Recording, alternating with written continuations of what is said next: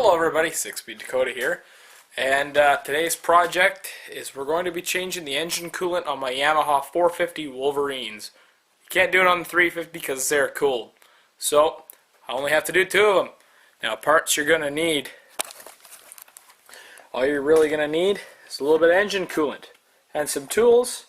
You want to get yourself a couple good ice cream pails. You may want to use a power drill for this. Unfortunately, this stupid thing is dead as a doornail because nobody takes care of it. You're going to need a 3/8 ratchet. Recommend a good set of channel lock pliers, an 8mm wrench, an extension, preferably a short one, and I believe this is a 4mm Allen bit. And this is the 4mm. This guy's a 3mm, and an 8mm socket.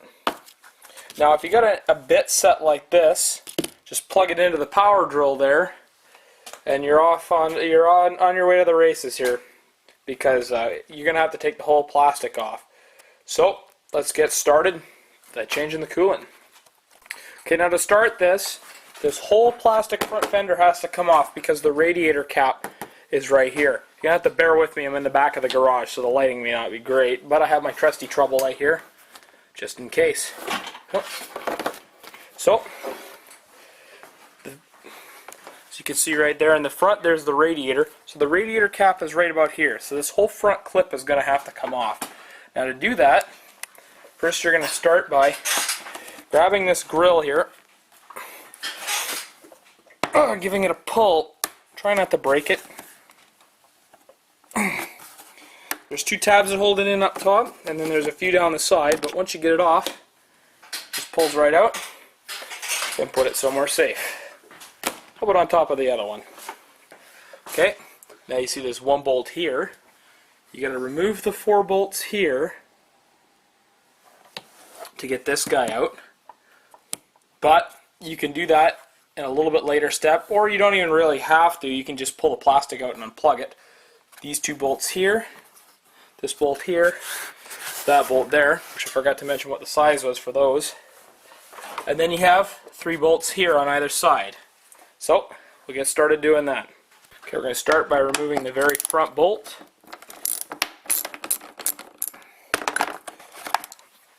And then we're going to move on to these 2 here. These guys hold the gas tank skid plate, or the gas tank cover plate, onto the front fenders.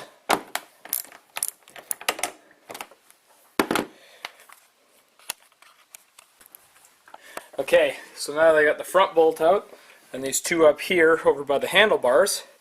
Now, I got a 530, I think it's 530 seconds. Sorry, 730 seconds. Allen bit there. Now, it is metric, but unfortunately I can't find the correct metric one. So, this is what the shorty extension's for, or part of what it's for. We'll put that guy right on there. This guy's going to be in there a little bit more because this is a fairly big bolt.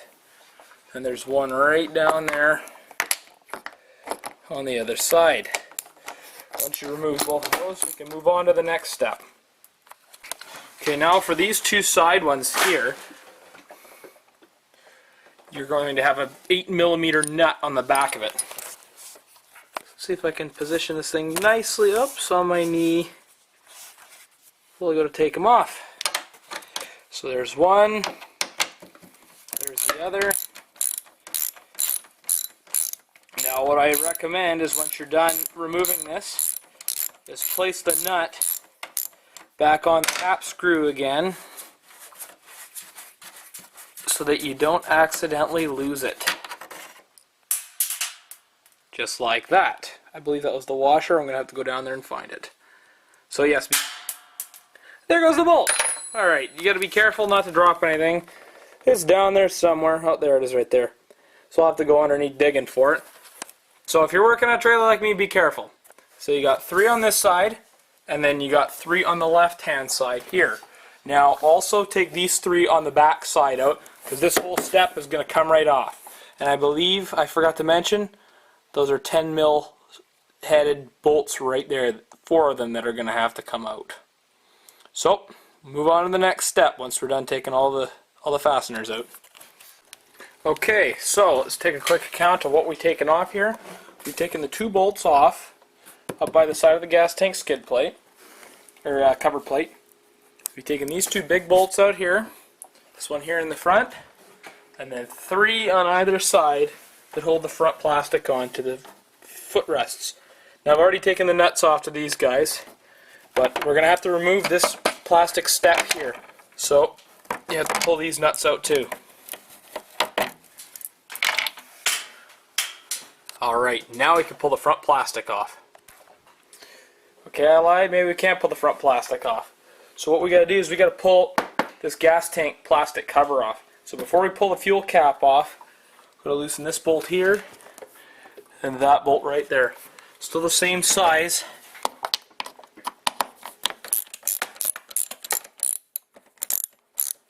As the other ones. Okay, so before we pull that guy off, first thing what we're going to do is we're going to pull this little key holder off. Just going to let it hang there to the side. Okay, now I'm going to go underneath,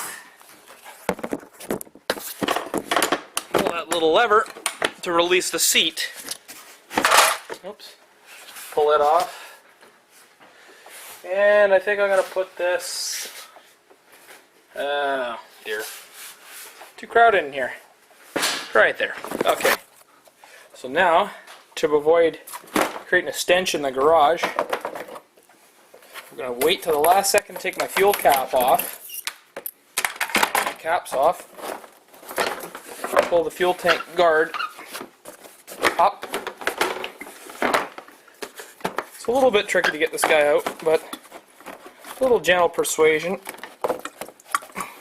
So what you really have to do is you got to get these 2 guys out of their hole first. Then you grab it by the back. Oh, was it catching on the threads? Nothing broke.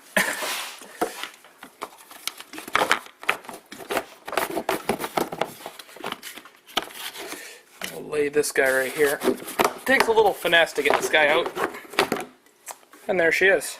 Right there. Oops. Accidentally dropped it there. Now to prevent creating a super bad smell, I'm going to put the cap back on. Now it's time to pull the skid plate off. So what we're going to do, so I'm going to squeeze this brake lever here. Somehow we'll try to hold the camera.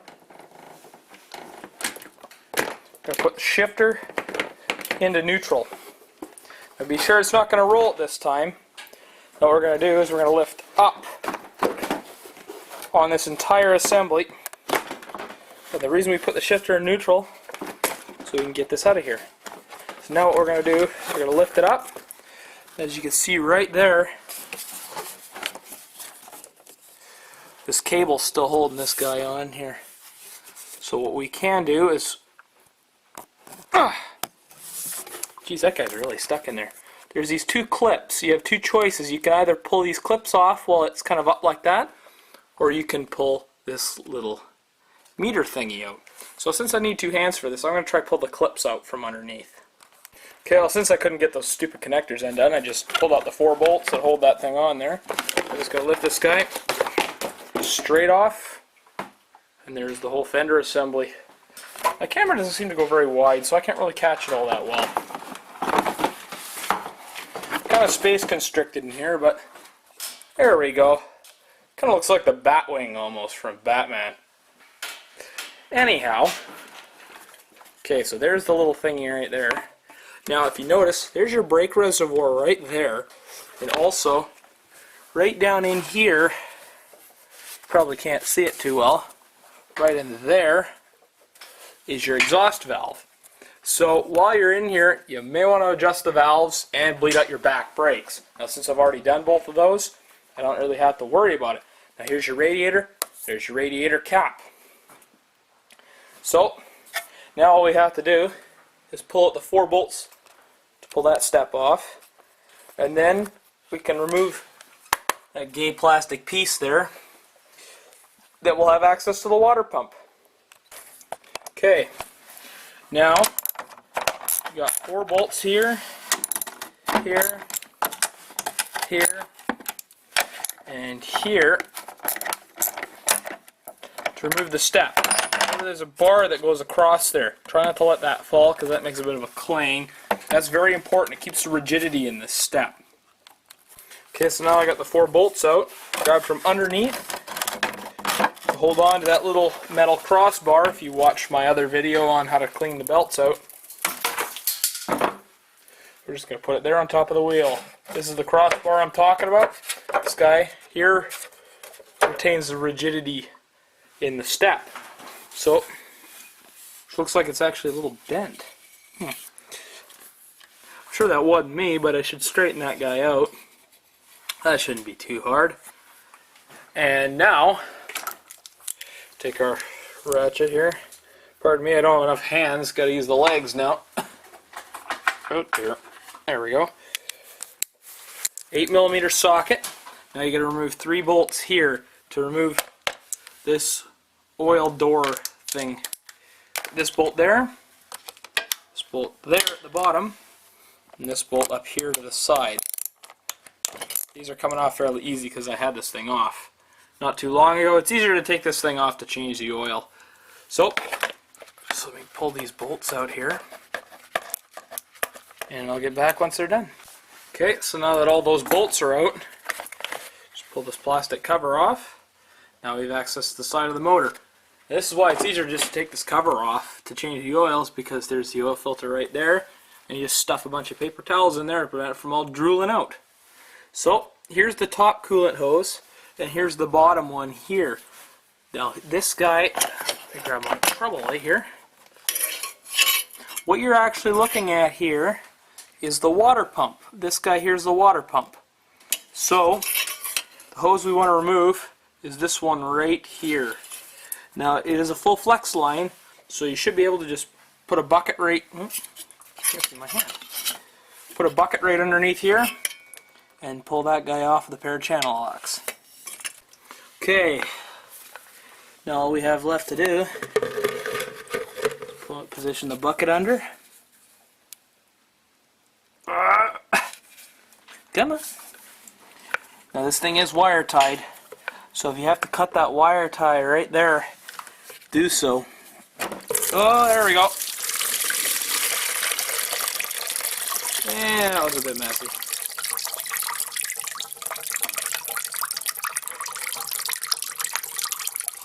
Looks like I'll be pulling the trailer out and hosing this area off.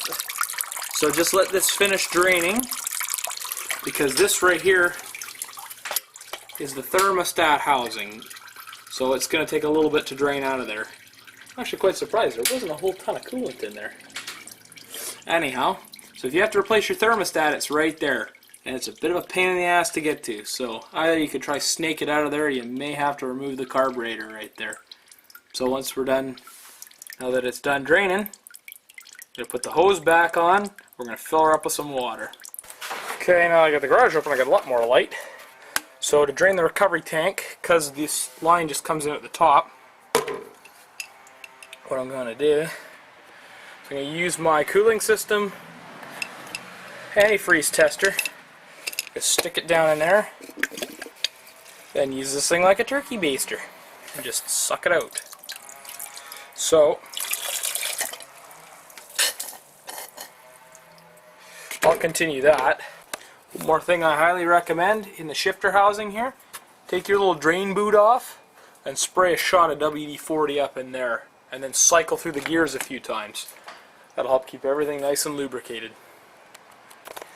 Now that I get that stupid clamp back on there again, make sure that it's not sitting on the little flare right there. And now what we're going to do is we're going to fill the cooling system back up with proper coolant again. So we got the cooling system full of fresh green antifreeze. And now what I like to do is I like to squeeze the hoses there and come underneath and make sure it's not going to boil over there. But just squeeze the hoses a few times. And what this does, this will allow some of the coolant to get in there. So now we're going to leave the cap off. Now because I put a little bit more concentrated coolant in there, whatever it's going to go down with, I'm going to fill it up with my little juice jug full of water,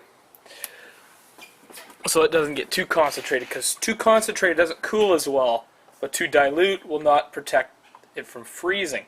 Technically, water is the best the best cooling capacity fluid, but antifreeze, the ethylene glycol, prevents it from freezing. So as you can see, we're fairly full. So turn the key on, start this bad boy. Now you're going to want to run it fairly quickly. So what I like to do is I like to bring the choke up a little bit. But don't do this for too long. There we go. Because it's too rich for the motor. So you start to smell like it's running too rich, you should give it the throttle and take off the choke. When the coolant's gone down, I'm going to add a little bit of water.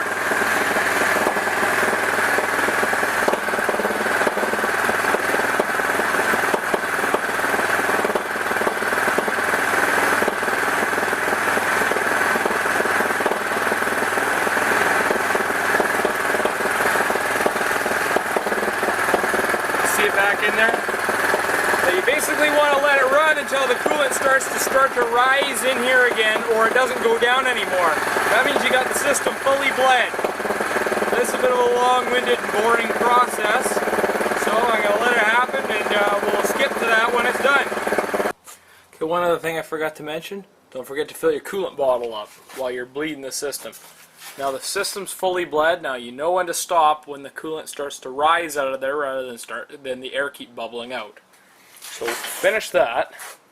Now what we're going to do is we're going to reinstall all the plastic. Now if you don't need this part, you can just omit this, but just in case for those who do, I'll run through it one more time. First thing we got here is the step.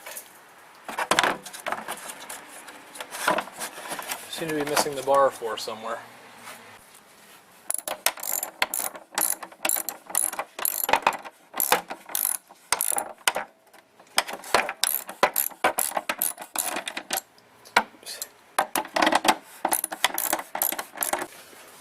Okay, then we're going to put this plastic guard back on, just like that. Now, there's 3 bolts, 2 short and 1 long. 1 long goes in the back corner.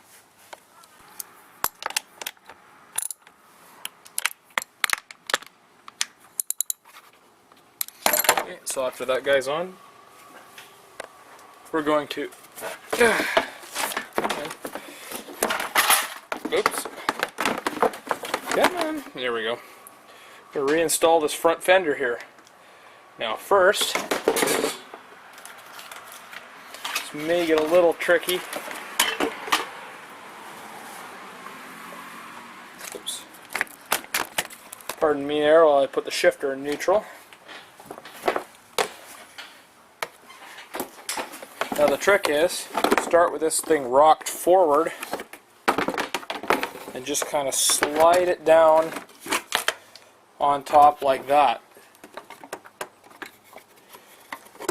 Then pull this guy through like that and bolt it in first. Okay, so next we got this guy in place.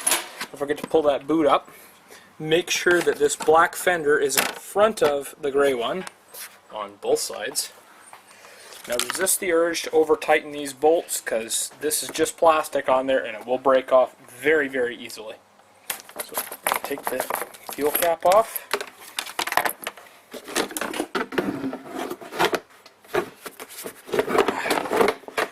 This guy takes a little bit of coaxing to get it into place. There we go. Now, make sure you clip this guy. Come on, focus. Make sure that you clip this guy back in here correctly. And if you have any misalignment issues with the front fenders, now's the time to deal with it. So, prevent us from stinking up everything. fuel cap back on, and then reinstall this fastener, the one on the other side, and then line your fender up and install that one and that one. Now if this doesn't fit quite right, or you have an aftermarket piece of plastic, there we go, you may want to leave everything loose, because aftermarket plastics are known to not fit very well. Also make sure these two tabs here on either side are locked in place. Okay, so I got these three and these three bolts in, but they're quite loose, and that'll allow me to get some positioning, proper positioning on the fenders. Now we're going to take our two very long bolts here and our big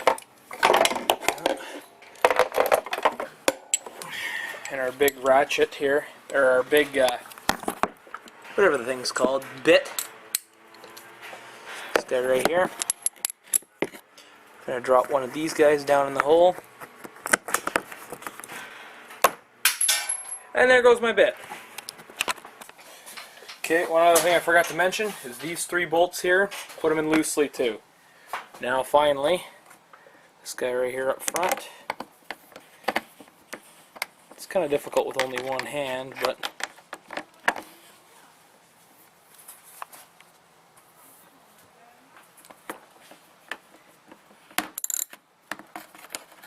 oops. Another trick is just use your extension like a screwdriver. This thing's not even biting in there. Okay, so now adjust your front plastic so that the fenders meet like that. Tighten these 6 bolts down, or the 9 bolts down. Alright, now that you got all these bolts tightened up, the fenders sitting where they should be, now you're going to take your ignition console here. These can be kind of troublesome to get in there. There we go. Just shove it on there. That brake lever or cable wants to stay up. Ah, whatever. And we'll take this end of the line here and we'll feed this down into there. Okay. Then we take the grill. Now this takes some finesse, so be careful and don't break it. So, first step is to put this down in the front end here. Then, with a little bit of a pulling motion with your forefingers and pushing with your thumb, you're going to pull out on the grill a little bit as you push the tab in. Now, do not force this thing. If it feels like it's not going in, you're going to have to take a little bit of force to it, but if it feels like you're going to snap the thing, here we go. And then last step, finally, is we're going to install the seat. Which I'm sure everybody knows how to do, but there we go. Front end goes in there, slide forward, press down. And that's all it is, changing the coolant. So the reason we change the engine coolant is because contamination is number one, if something happens to get in there by accident, but also another thing that can happen is the rust inhibitors break down over time. So with the green coolant, I very highly recommend doing this every 2 years. So, wasn't too hard of a job. Now if you feel that there's anything wrong with the thermostat, go ahead and replace it. It's fairly easy. Well, it's not super easy to get to, but it's fairly cheap as well. So it's cheap insurance. So if you're worried about it, go ahead and replace it. Alright, thanks for watching everybody. Any other requests that you want me to do? I can only really do what comes into the shop, but I'll try to accommodate your needs.